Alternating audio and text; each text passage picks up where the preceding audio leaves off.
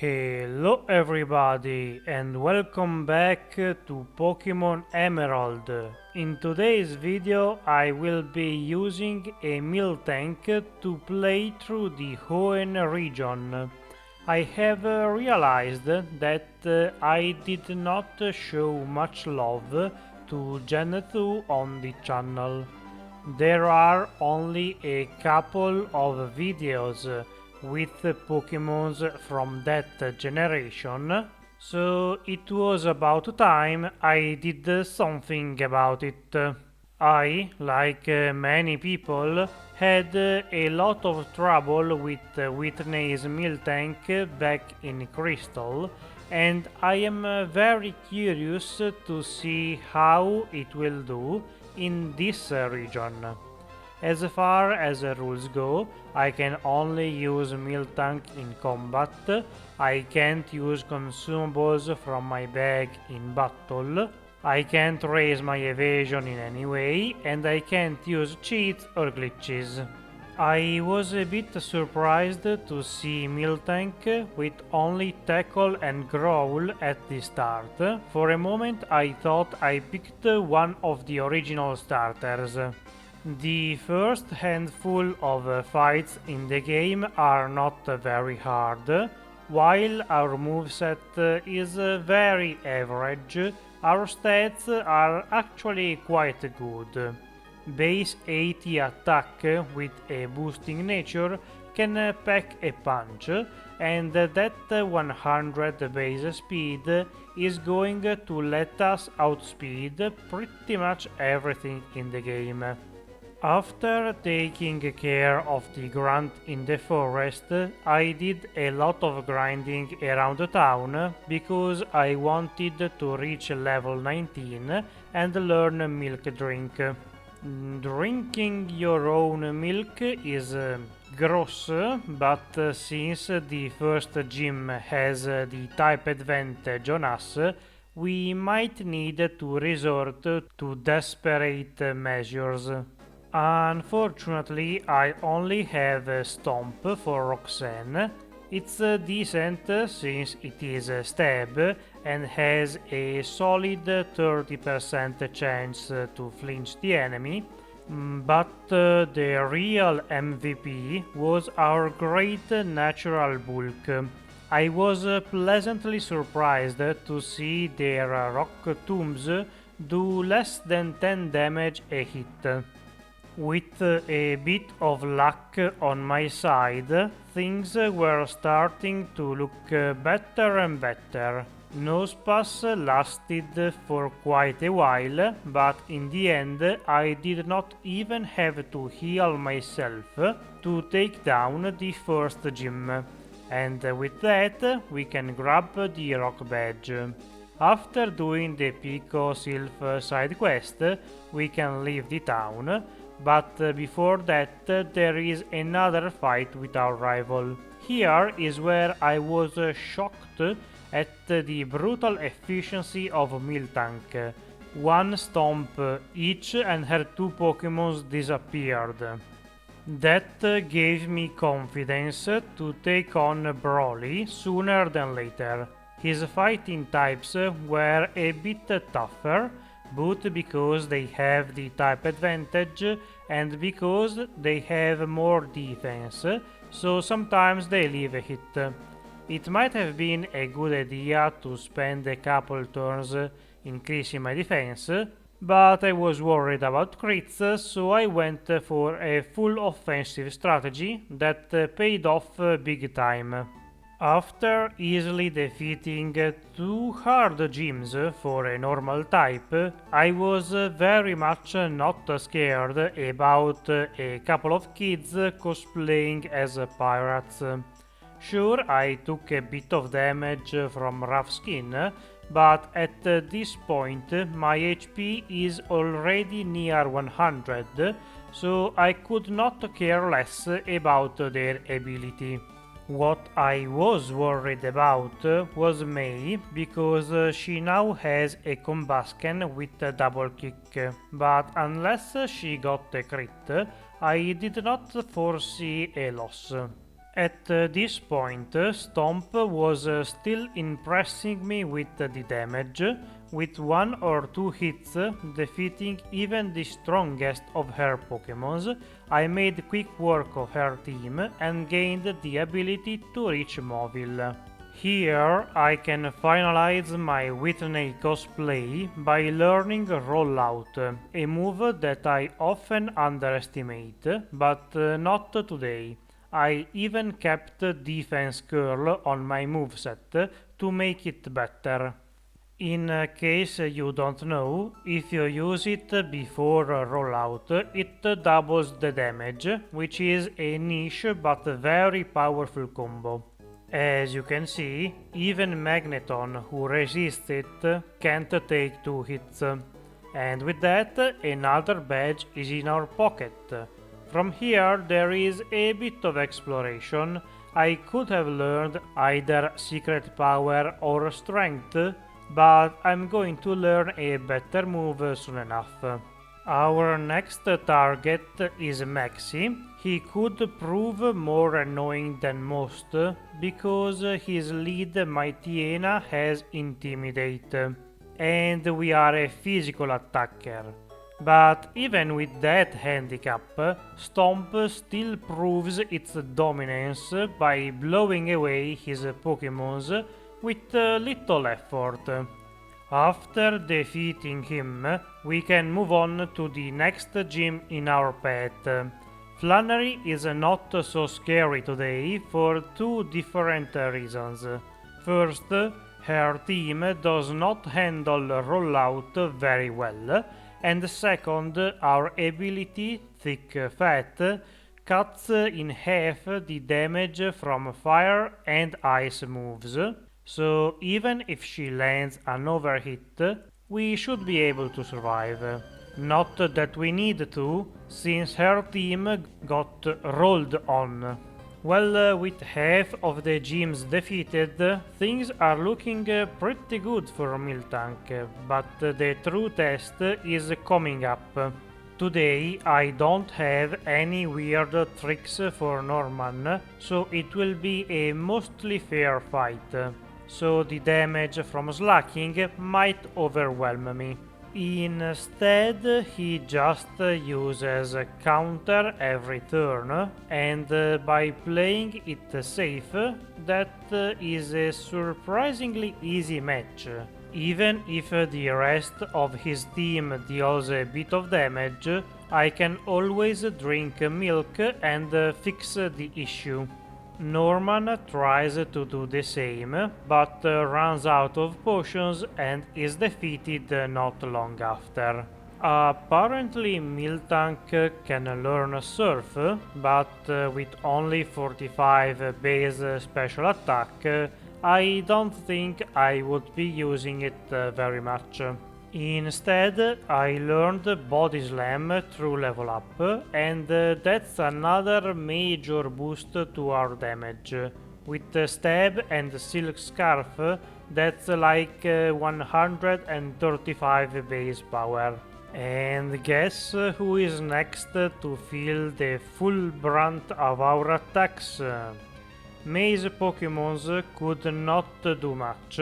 They were only able to annoy me a bit with Protect and Fake Out, making me waste some turns, but definitely not making me worry about my safety.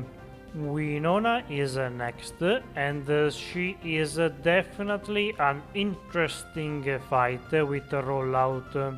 It might seem like a free win, but you have to be careful about Swablu for Perish Song, and Pelipper will protect every turn, ruining the roll counter. I could have tried Hidden Power, but I'm not sure how useful that would have been.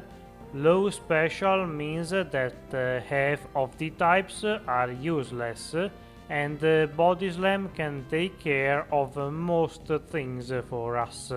After Pelipper fell down, the rest of the team followed with the next stages of rollout, and that's how I earned the 6th badge. For one reason or the other, I decided to take on the last optional match against May now. I suppose it does not make much of a difference when I do it. Her team is still not impressive. Just to make sure I was not missing much, I used Body Slam against her, and it proved super effective, even if it is normal type. Next, I quickly grabbed the Magma emblem so I can enter the super secret Team Magma hideout, and after doing some grunt slaying, I reached their leader Maxi, who woke up Groudon as I was approaching. A battle ensued, and this time he was a bit more problematic than before. Crobat takes rollout very well and confuses me. From here I spend a couple of turns punching myself until I snap out of it and resume the assault on his team.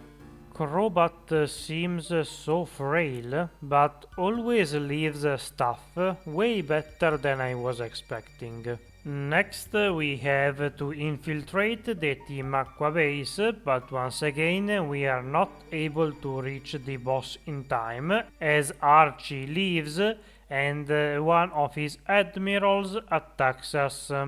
As usual, we wipe the floor with him and are free to proceed with the rest of the story.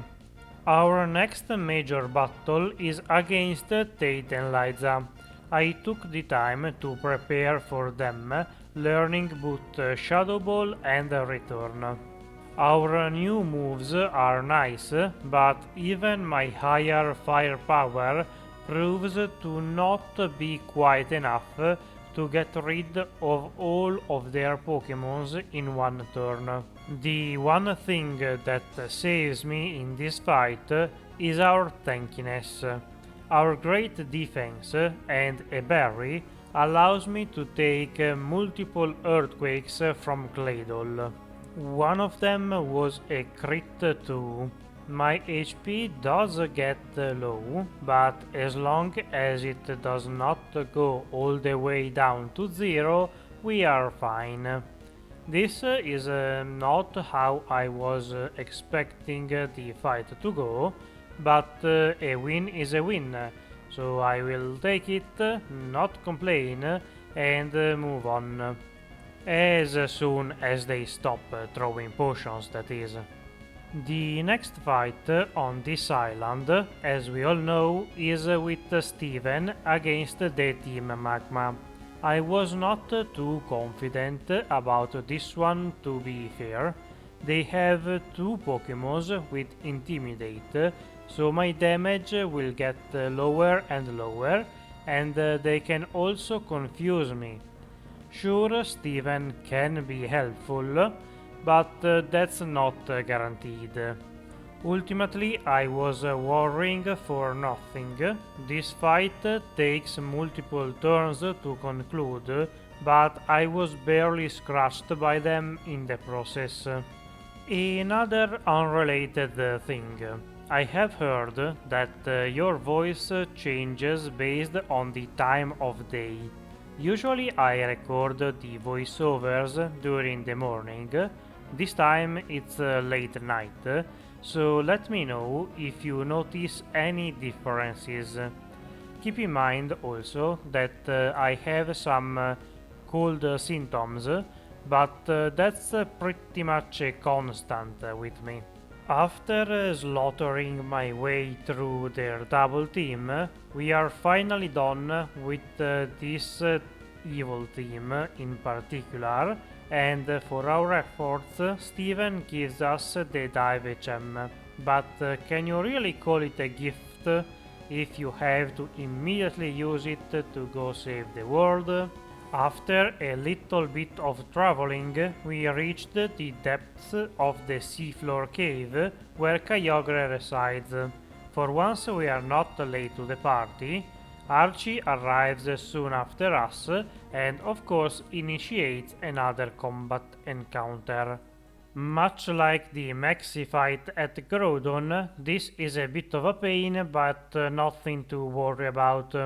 After taking out the last of his Pokémons, we have to see the red orb activating, and from here we can go ask Rayquaza's help to calm down the other two legendaries. As usual, this is the part where I ask you to like, share, subscribe, ring the bell, and all of that YouTube stuff. It might not seem like it, but it's very helpful, both for the algorithm and my motivation to make more videos. After dealing with that situation, we have to finally challenge the last gym in the region. For Juan, I could have used the rollout strategy, but since his Whiscash resists rock and Kingdra can lower my hit chance even further, I used the much more reliable return. It too had issues, namely not one-shotting Kingdra, so it was able to set up double teams, rest, and generally be a very annoying Pokemon to face. Eventually I landed enough hits in a row to defeat him, so that's the last of the badges in our pocket too, and we can now embark on the exciting journey through the Victory Road with 0 resets. Just as we start the cave, we are stopped by Wally. His team is not bad against us, namely Magneton can be problematic, but fortunately he leads off with Altaria. This gives me enough time to set up and start rolling all over him. As usual, there is always the risk of missing with rollout, but it's nothing that a return to the face can't solve. Once we finally made our way to the league, I ate the few rare candies I had and ventured in at level 75. The first obstacle is Sidney. Since we are a physical attacker, he proved to be kinda tough. I did not want to use rollout and defense curl, since that would give him more time to screw me over with status moves. Shiftry does not care and survives anyway, and thanks to all the dodge he sets up, I am forced to face him for multiple turns. The only positive is that he used Swagger, increasing my attack. I did not hit myself much with it, so it was mostly a net positive for me. The rest of the fight was a bit awkward. Because of Torment, I could not use the same move twice in a row. I think Rollout bypasses that, but I was not sure and did not want to be forced to struggle every other turn. After a while, I defeated Sidney and could move on to the second member of the Elite Four. Pheobe is dangerous for course, and since it is not a ghost type move, it can hit us. I was still holding on to Shadow Ball, and fortunately one hit was enough to remove her lead.